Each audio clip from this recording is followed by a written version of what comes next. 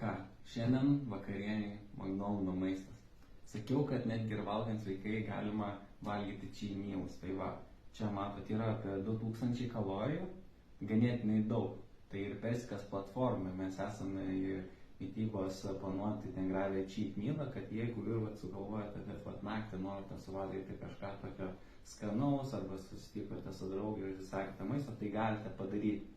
Ir Perskas platforma jums vis tiek padės pasiekti lieknėjimo tikslus. O iš kitos pusės, tai pavyzdžiui, va, matot, čia yra grikių pakelis, šitame grikių pakelėje yra irgi 2000 kalorijų, taip kaip ir realiai šitame myle. Tai pagalvokite, kartais, kad geriau pasirinkti sveiką mylą, tam, kad jaustumėtės sočiai, vietoj to, kad tik numalšintumėte savo alkį, savo emocijomis. Bet tiesiog noriu paminėti, kad metant svorį, sveikai maitinantis, mityboje turi balansas ir galite suvalgyti netgi ir nesveiko maisto ir vis tiek pasiekti savo lieknėjimo tikslus. Tai